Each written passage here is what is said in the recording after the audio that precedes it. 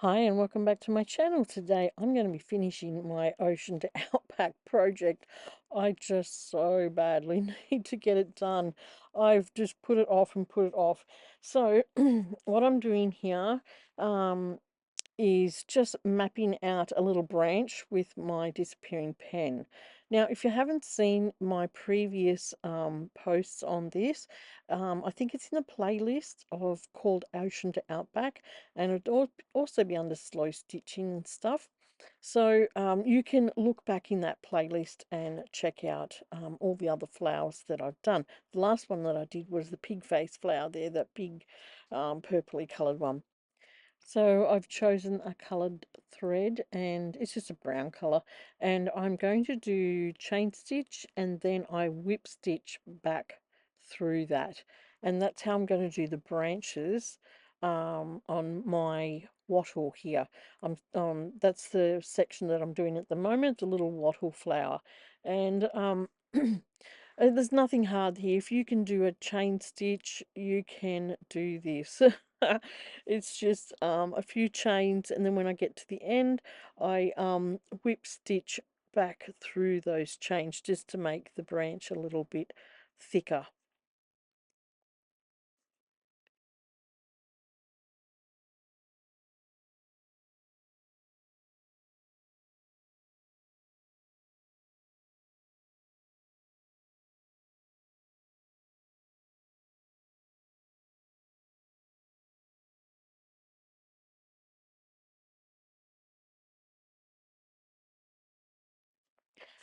Okay, that branch is just a tad hard to see on that coloured fabric, but it is there.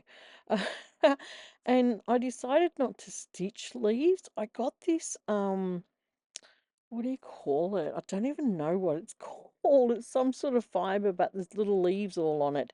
And I decided to stitch these on. So I cut um, little branches that had at least two leaves on it. I've anchored down one end, and then I just sort of fold back that little branch and sew it down so that you can only see two leaves, if that makes sense. And I've just added these little leaves on to my branches for this wattle flower. Um, this whole project is about doing just different things on this, and so I didn't want to just stitch everything.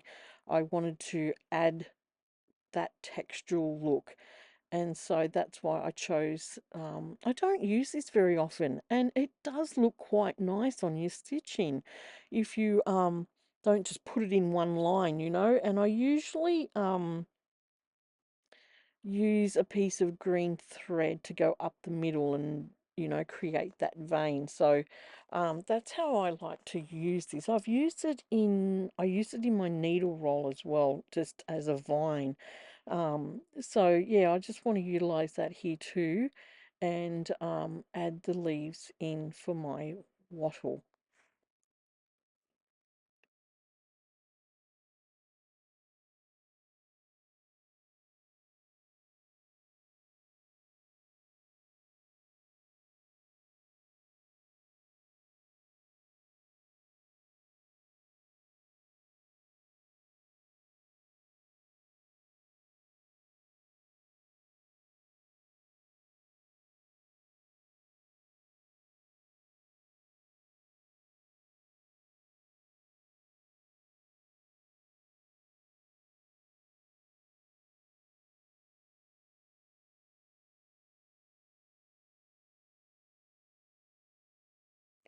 Okay, so that's the leaves done on the wattle, and I got it just a pen and darkened up the stitching just so I could see a little bit.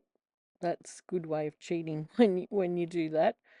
Now, to make the wattle flowers, I've got a piece of this chenille like pipe cleaner in the yellow color, and I've got a really thick needle. I'm going to wrap this around the needle at least 5 times, and then make sure you use scissors that, you know, can cut wire, or, you know, you don't want to use your fabric scissors on this, and just snip it off.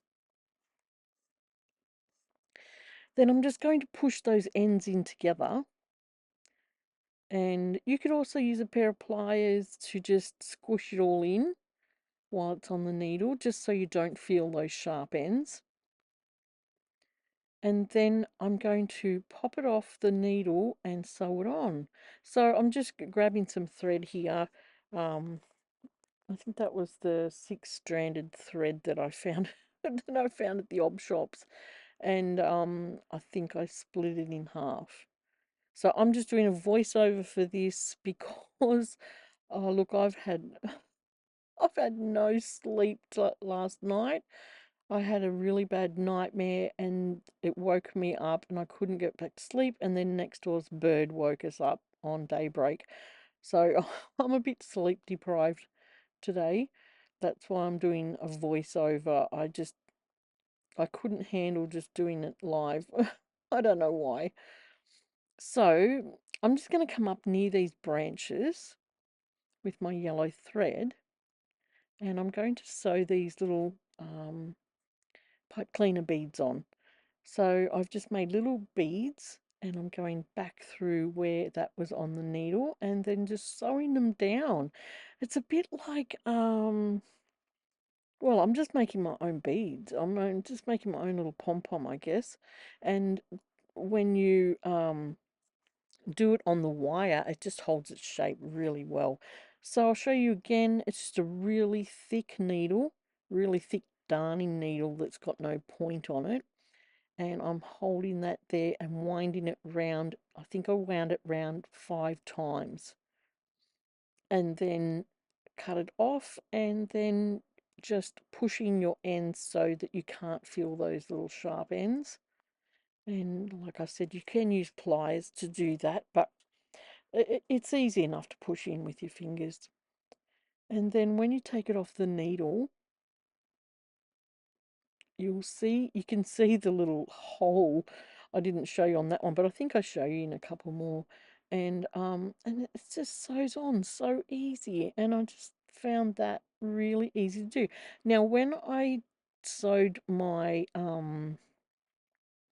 huswith or my needle roll, I used pom-poms and I sewed over the pom-poms, and I just wanted to try something different to make a little bead.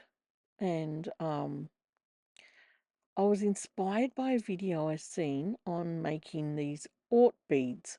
I think Christine made some, and I just thought, well, you could make beads out of anything. I'm going to make it out of these pipe cleaners, and they worked really well.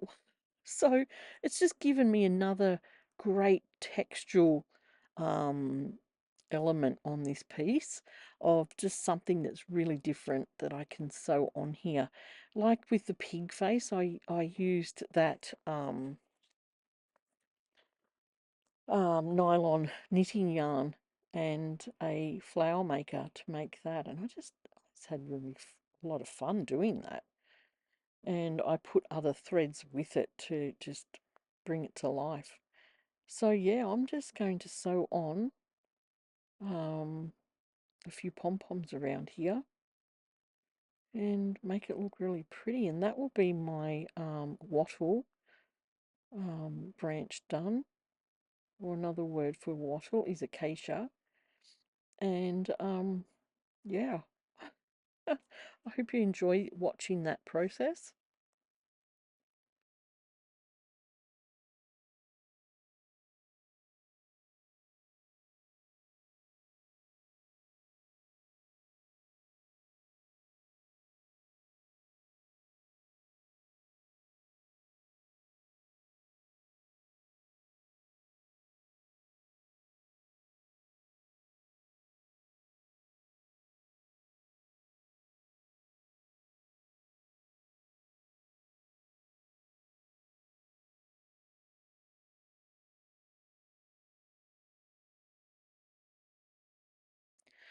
Okay, so I have all my little wattle flowers down.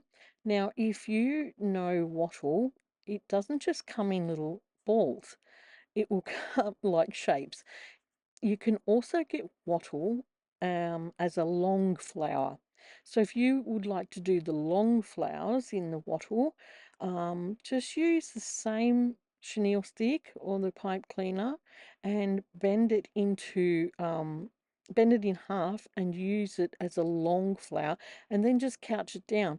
Where did I use that?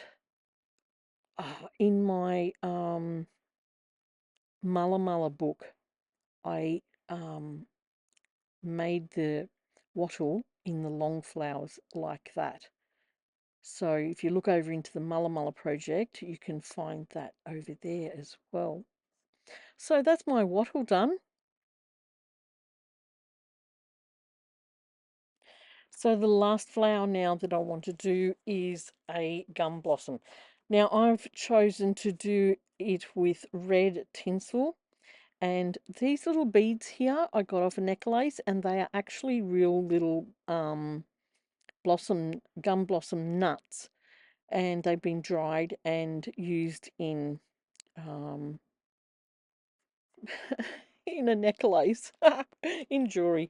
So what I've got here is just an empty spool. I've got some red tinsel thread, and I'm going to tie that onto the empty spool, and then I'm going to just wrap that tinsel around. It's sort of going to be like making a little tassel type thing, I think, and just in a different way. I don't do anything normal. So I'm just going to wrap that around just as thick as I think I want that little gum blossom, and then I'll tie those ends together so that I'm actually tying it all onto that spool. And then I am going to just cut off those loose threads so it just blends in with the rest of it, and take a needle and thread that I've threaded up with some red, I think it's just pearl thread, something like that, something out of my stash that matches. And I've sewn that underneath the tinsel here on the spool. Then I'm going to thread on one of those little gum nuts, grab the other end, and then thread that in through there as well, so that both of that red thread is coming out of the gum blossom. So it's going to add like a little cap onto my tinsel thread here. Okay, and then I'm just going to pull them up together. I think I've got a tangle in it there. Tangle in it there. I'm running on all these non-existent brain cells at the moment. I was just shocked I could sort of get this project done. I just felt like I couldn't talk through it. But then once that's on, I'm going to just cut the threads on the opposite side so that it takes it off the spool. And that's going to give me like a little tassel. So, okay, so you can see the little gum nut at the top. And I don't want it to have that much tassel hanging off it. Just want a short little one on this one. And if you have a nice little close look, you can see that cute little gum nut, sorry, on top of that tassel. All right, and then I'm just going to thread that onto my project. So I'm just going to pick a little spot where I want these little gum blossoms to go. And I go through the fabric, back up to the back, and then back to the front again. And then what I've done is threaded it back through that little gum nut, just so it lays on its side and it doesn't sit straight up in the air, because I want it to sort of stay on its side so that you can see the gum nut. And that's how I've attached these. And I did a couple of them just so they looked pretty on this project.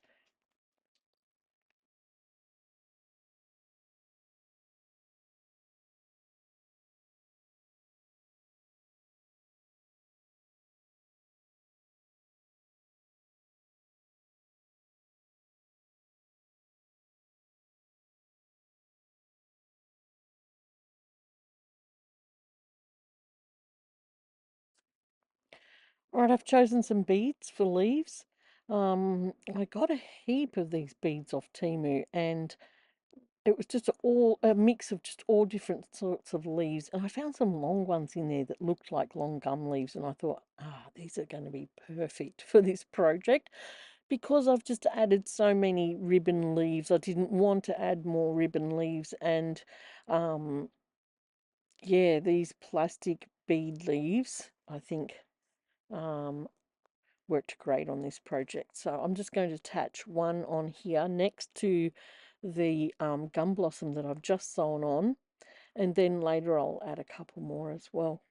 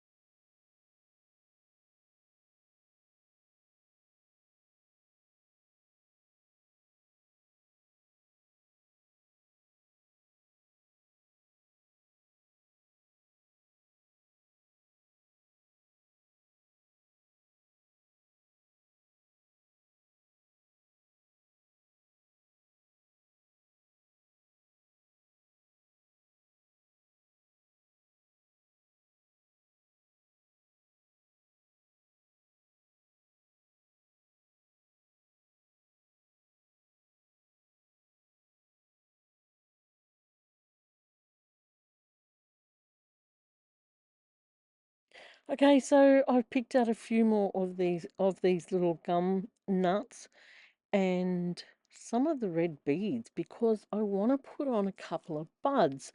So I thought some beads could look great actually sitting in that little nut.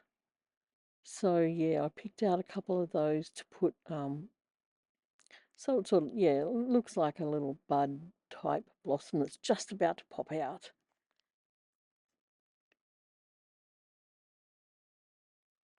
So I've just threaded up some more red thread, threading the bead on, and then I'm going to pop on that little gum nut cap and what happened there? Oh, I must have come unthreaded.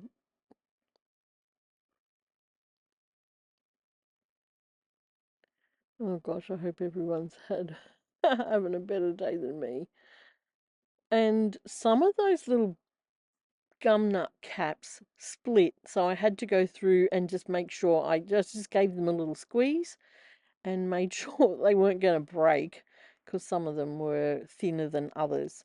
So I've just sewn that on the same way. I've sewed it to the back, and I just actually I didn't go back through. I just did a knot. Yeah. And I put two of these on this project.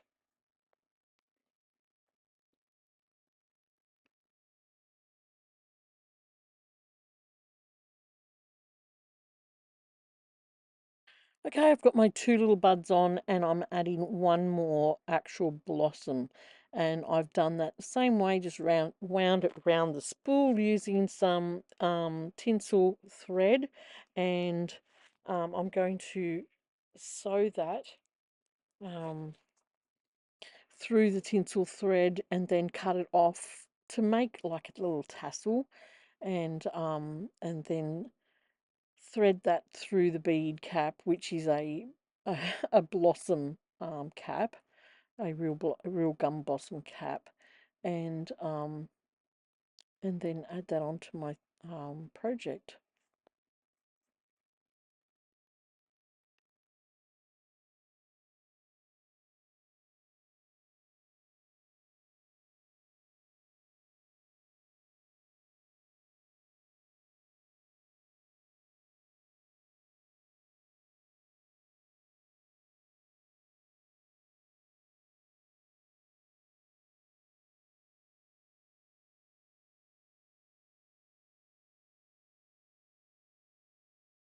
Okay, to finish that, I've got two more of those long flower beads.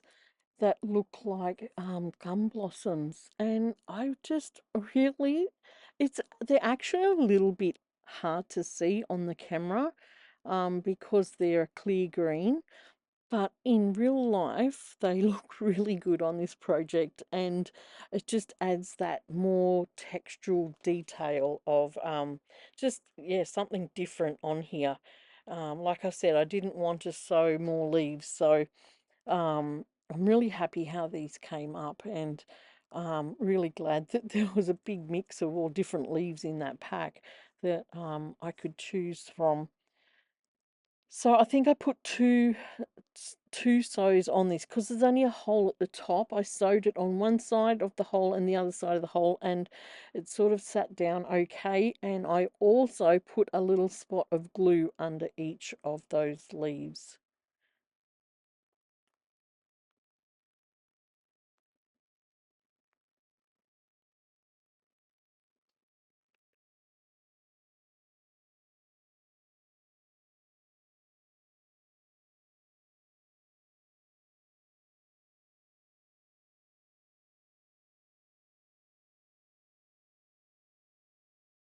Okay, so that's all my embroidering and stitching and all the fun bits finished. Now we need to attach it to the top of the sewing box. So what I'm doing here, because I had a running stitch around the perimeter of where I wanted to keep all my embroidering, I'm folding that back just with a bit of glue to that sew line, and that will prep it then to attach it to the top of the box. Now, I don't know whether this is the right way to to do this or not. This is just how I'm doing it and what's working for me. And then once that fold is sitting down okay, it takes a little bit for the glue to take. I didn't want to use hot glue. I don't know why. I just didn't want to use the hot glue.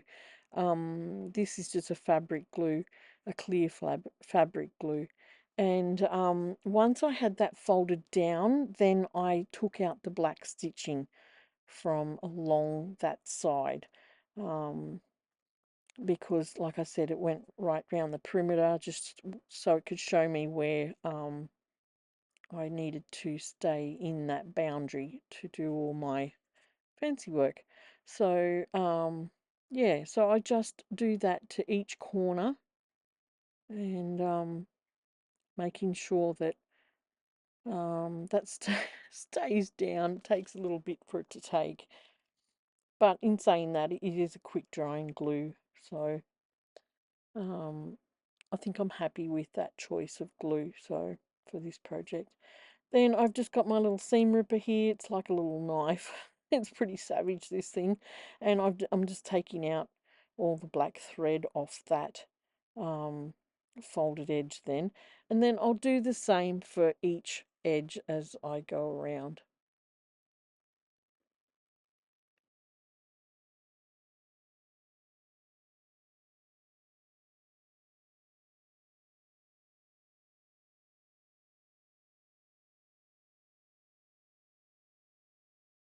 So I have all my four sides glued down, and I've taken out the black stitching, and I just let that set for a little bit before I went on to adding that to the top of the box, just to make sure everything was sitting where I wanted and that it fit the top of the box. Um, and yeah, so just sort of checked all that before I went on to the next step. Okay, I've checked that it fits the top, and I'm just going to add a generous amount of glue on here. Now remember, I have got um, a quite a few layers of fabric here, and plus I do have a layer of felt. So I know that it's not going to bleed through to the front. That's why I'm putting on quite a bit of glue. So yeah, just if you're doing a project like that, just pay attention. If you've only got a thin layer, that glue can bleed through. So I know it's not going to, because I have quite a few layers plus that protective felt layer which helped pad it as well. And then I'm just going to fit that onto the box and just have a little play with it. Just, you know, just make sure it's all sitting down where it needs to be. Also tucking in some of the little beads and bits and pieces of sewing and things. There was a couple little beads I had to tuck under and bits and pieces like that as well.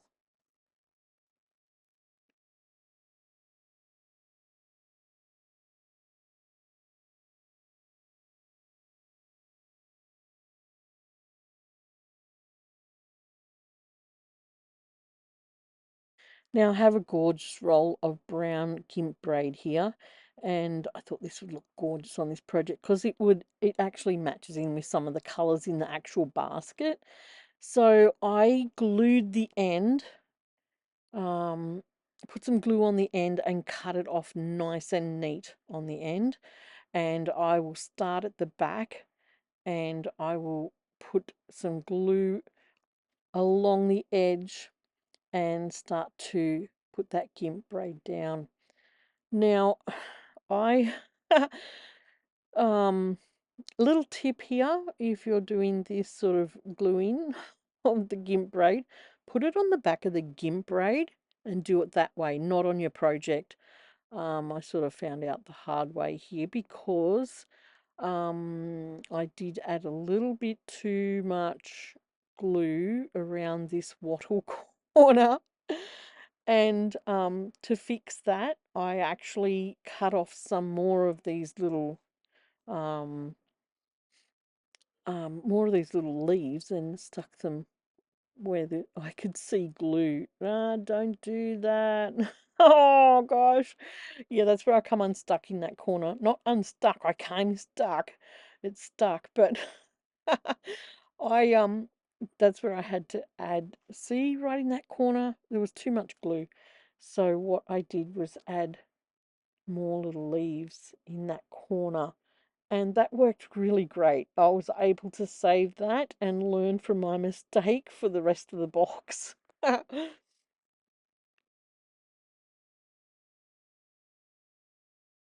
So you can just see me here adding some little leaves in just to cover up those bits of glue that I could see that I knew I wouldn't be able to hide unless I put something over it or on it. So that was, oh, I was so relieved that I could just do that in that section because, yeah, well, you know what it's like. You don't want to see glue hanging out everywhere. So those leaves just saved the day.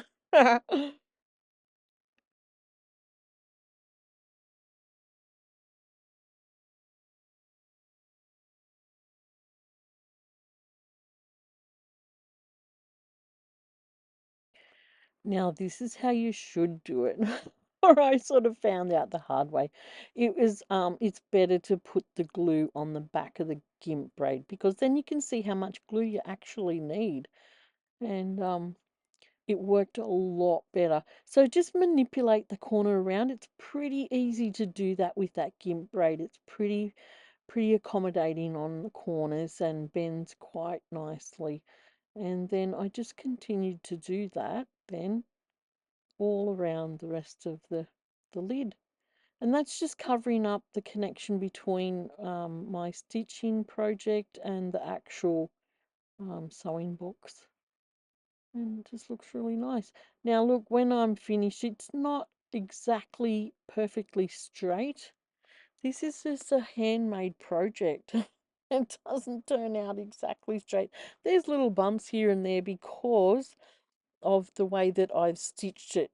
All this blue section here for the ocean was quite thick, so in little spots there I couldn't get it exactly straight. Plus the little basket is vintage. It's not straight either. And I'm sitting there trying to think, oh gosh, I've got to make this look straight. I've got to make this look straight. But the basket wasn't straight either, so I had to sort of um accept that fact and go with it.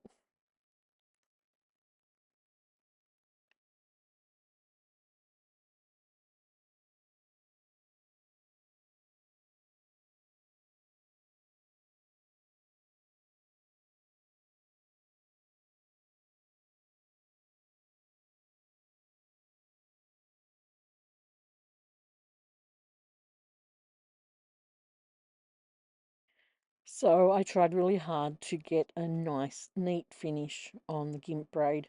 Um, I actually put it behind the first bit that I, the first piece that I got together. I put glue on, and it was a nice sharp edge. So I tucked it behind that, and you can see just a tiny little bit of the glue. But now that it's dry, I'm looking at it, and it doesn't look bad. So you can't see that little bit of dark there where it joined. And I'm really happy how it joined up. It joined quite nicely and it glued quite nicely. I'm sitting here looking at it now, and I'm really happy how it's turned out. But like I said, the basket lid is not straight, so the gimp braid's not going to be straight. But that's okay. It's a thrifted item. I found it at the Opshop, and the lid was grubby and horrible, and I thought, oh, this will look perfect to do something with. And yeah, that was my inspiration for this project. Um, a lot of the bits and pieces on here were from the Opshop as well, so it was like an Opshop make. And I just love doing those sorts of projects these days, and just um, utilizing the things that I've found and putting something beautiful together to just bring it to life again, and give it a new use. And yeah, I'm just really happy how it's actually turned out.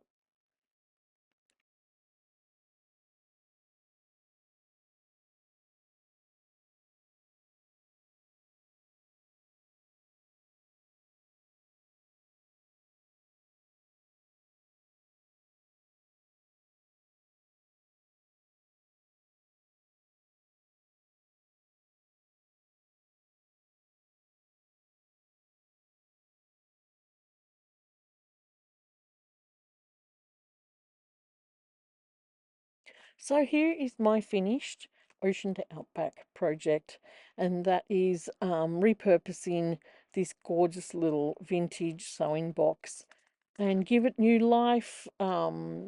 It's turned it into a little storage container now. You can put sewing things in it still, but I like to put other little bits and pieces in them these days.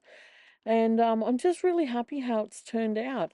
Um, Thank you for following through and watching this project. I'm really happy that it's done, and I'm keen to start a new project. And yeah, I'm just sort of checking it out. You know what it's like, you fiddle with it. But it's all gluing nicely, and it looks great. Now, I don't have a closure on this yet. Okay, I'm showing you a little pokey tool, or a piercing tool, that I made. And instead of adding those gold beads in the middle, because I didn't have any spacer beads, what I did use, and I was looking for it here and I couldn't find it on my desk, but it was just gold thread. And I used that. I wound it at the top and glued it, and then I wound it round, then twisted it around one bead, then went down to the next one, down to the next one, down to the next one. And it gave me a beautiful sparkle on these beads. And I'm really happy with that. So I'm gifting this box away, and I'm also gifting this piercing tool away with it. And I haven't added the closure on here. I know I had to fix that. But what I have done since this video is that I have put a beautiful tassel on it. And you'll see that in photos on our Opshop Thrift Shop crafter group over on Facebook. So join us there. I think I do point to the closure here. And I just added a quick little video on the end of when I did put that beautiful tassel on. Here it is here. All right, so if you're new here, I'd love it if you'd like, share, and subscribe. And I will see you again for a new make. And take care in the meantime. Thank you for watching again, and I'll see you soon. Bye.